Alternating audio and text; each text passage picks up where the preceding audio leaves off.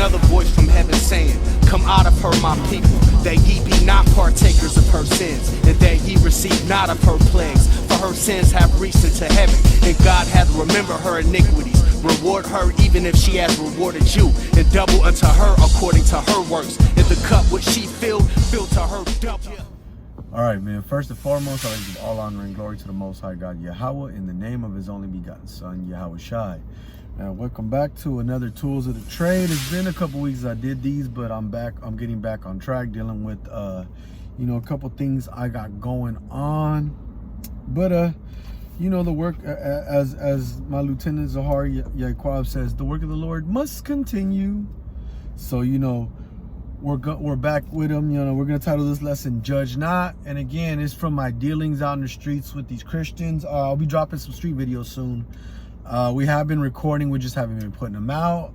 You know, dealing with some internal things in the school, trying to get brothers right and all that, trying to get ourselves right and all that.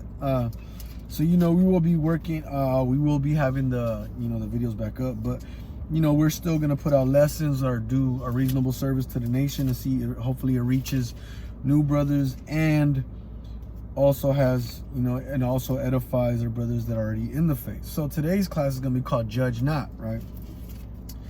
Why do we call it Judge Not? Because, you know, I hear a lot of Christians, in particular, Black, Hispanic, and Native American Christians using that phrase a lot. Judge not, right? And they only stop there. So we're going to go into a quick but concise and very precise, a very concise and precise look at that actual scripture, Judge Not. So we're going to go into the book of Matthew starting out, right? To the words in question, the words of Yahweh Shai. This is the book of Matthew, chapter 7, and we're going to start at the top, right? Judge not, that ye be not judged. And then they stop right there. They actually just stop at judge not, but ye not, unless ye not be judged, right? Boom. With that being said, I hear a lot on the streets as well is, another one here on the streets is only God can judge me. If that's true, and I don't, you know what I'm saying? If that's true, I'd be afraid, and trust me, be afraid. You know what I'm saying? But let's see what forms of judgment there are found in the Bible. So let's keep going on Matthew 7 though. Let's see what Christ was talking about. For with what judgment ye judge, ye shall be judged. And with what measure ye meet, it shall be measured to you again. So in context, he's not even telling you not to judge. He said the same way, don't judge a way you don't want to be judged. Because the same way you judge is how you're going to be judged. So don't be a hypocrite. It's another way of saying don't be a hypocrite. But let's go back and let's take apart Christian dogma with this, right? Let's go back to Matthew chapter 7, verse 1, right? Judge not, that ye not be judged, right? And they stop right there. But let's go to our beloved brother Paul, who Christians love to run with. So we're not supposed to judge, right? Let's go into 1 Corinthians chapter 6, right? 1 Corinthians chapter 6. Chapters 2, verses 2 through 5, right? 1 Corinthians chapter 6, verses 2 through 5.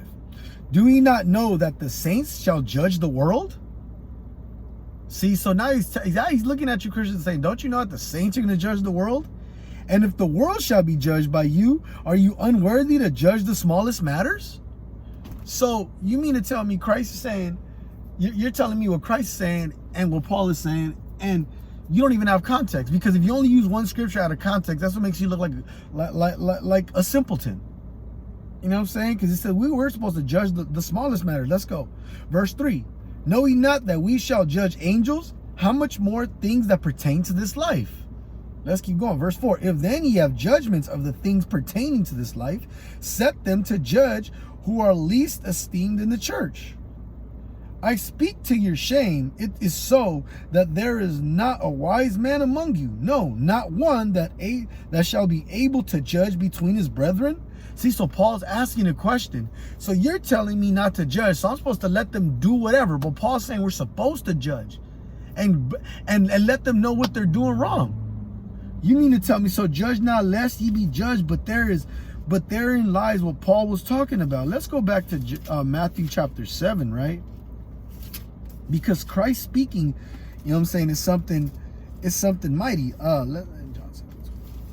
You know what I'm saying? Let's go back again, right? Let's go to, you know what I'm saying? Let's go again back to Matthew 7:1, because apparently Christ is, you know, we gotta go into a crisis, angel. You know what I'm saying? Salakia, brethren. So let's see. This is the book of Matthew, chapter 7, verse 1.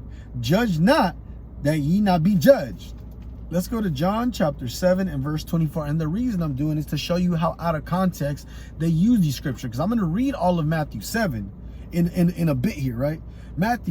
John chapter 7, verse 24.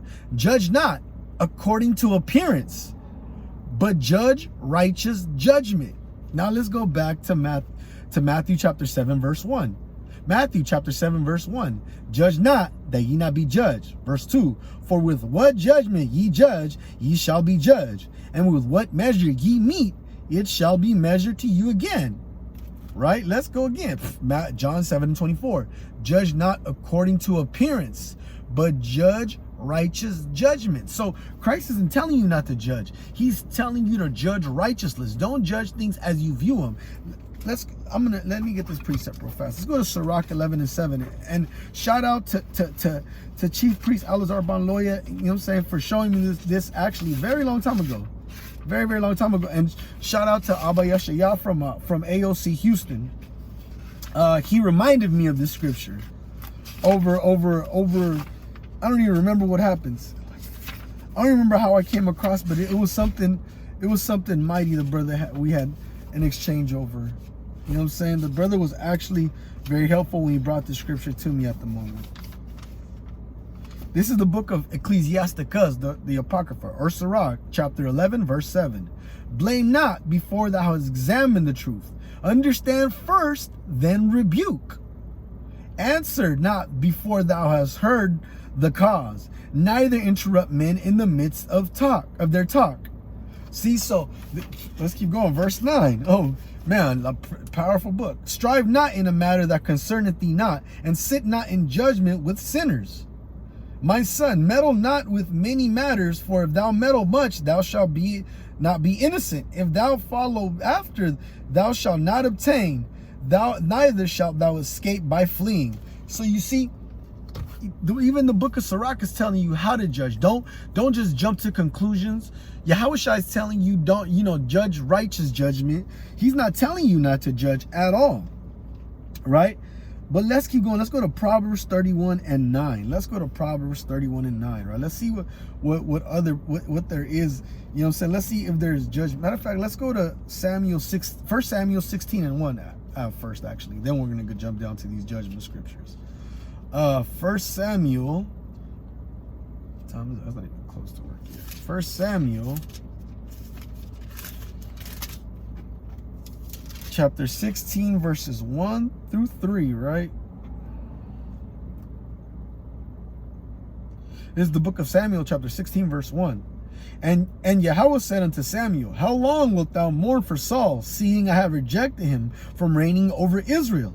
Fill thine horn with oil and go, and I will send thee to Jesse the Bethlehemite, for I have provided me a king among his sons.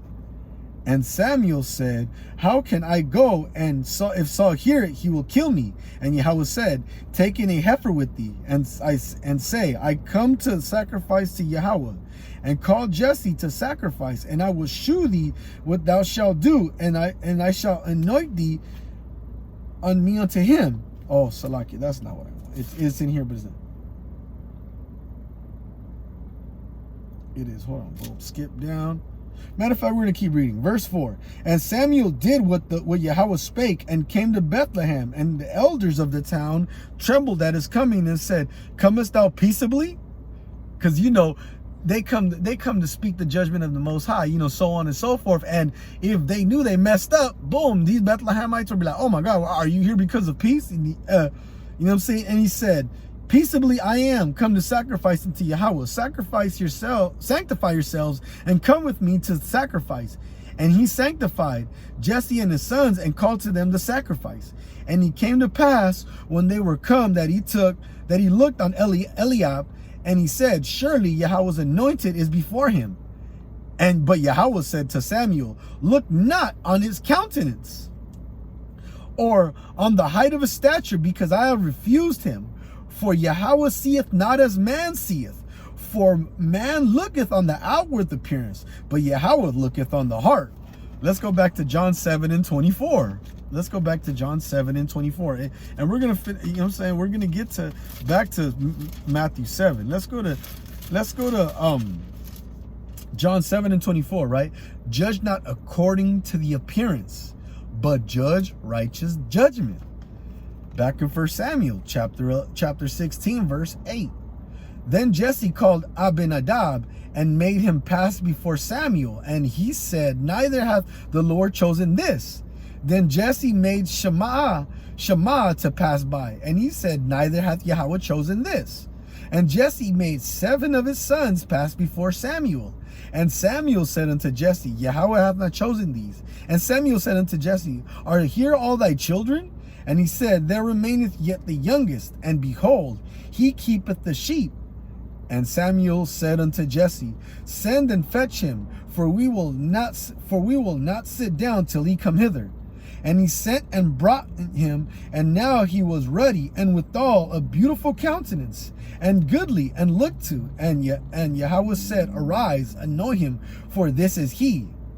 Then Samuel took the oil and anointed him in the midst of his brethren, and the Spirit of Yahweh came upon David from that day forward. So Samuel rose up and went to Ramah. So, you know what I'm saying? We have a case of the Most High showing judgment, right? Boom, because he said he judged who would be the good king for Israel. And we all know the kind of king David turned out to be, and we all know the kind of king Saul was, right? So with adding this, we see that the Most High wants us to judge righteously. Don't judge unto what it appears, and examine the whole matter, right? So there's a way to judge. Now let's show examples of judgments. Salakia. Let's go to Proverbs 31:9, right? Let's go to Proverbs 31:9. I went all the way to Isaiah. We're gonna go to Proverbs 31:9, right? This is the book of Proverbs, chapter 31, verse 9. Open thy mouth, judge righteously, and plead the cause of the poor and needy. So you see, in the author of Proverbs right here, you know what I'm saying, in Proverbs 31, you know what I'm saying, he's telling to open your mouth, judge righteously, and plead the cause of the poor and needy, right? Boom. We see judgment be a form of judgment, you know what I'm saying? We see how it works, right? Let's get Jeremiah 17:9, right? Y'all know Jeremiah 17:9, right? Let me see his name. Oh, Salaki. Let's get Ecclesiastes. Oh yeah, let's go to Jeremiah 17:9. Then we're gonna go to Ecclesiastes.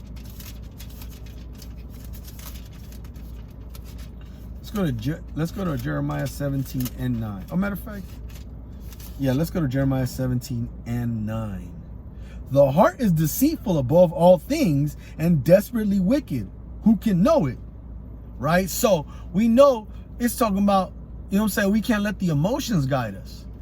You know what I'm saying? We can't have emotions guide. We got to guide by logic. We have a certain logic. Now, what is that logic predicated upon? Let's go to Ecclesiastes chapter 12 and verse 13, right? So we know what goes on. This is the book of Ecclesiastes, chapter 12, verse 13. Let us hear the conclusion of the whole matter. Fear Yahweh and keep his commandments, for this is the whole duty of man. So everything is predicated upon you fearing the Most High and keeping his commandments.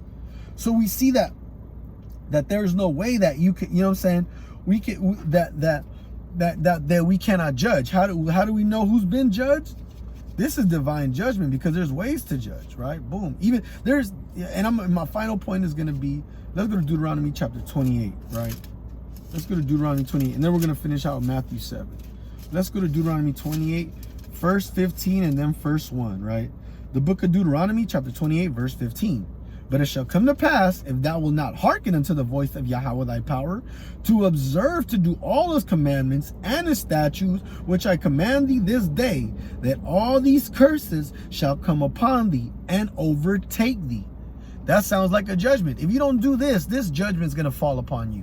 If you don't adhere to these commandments, this is the judgment you're facing, right? So the Most High's always judged us and given us and given us so to do it. Let's go. This is the book of Deuteronomy chapter 28 verse 1.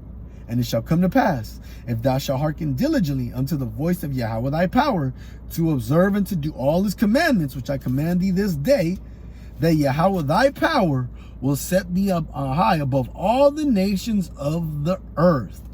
So we see that the Most High God will gives us another judgment. If we do everything he asks, he's going to place us on high. But now let's finish out. Oh, let's go to Leviticus. Let me see Leviticus. I want to say 18. I should really have the law highlighted a lot more than this. Oof. Don't be like me, guys. Through the Spirit, I just thought of a precept.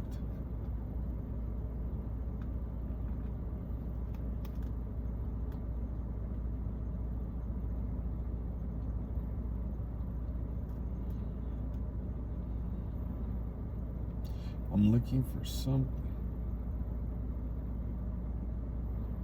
Boom, this is the book of Leviticus, chapter 11. We'll start at verse 27.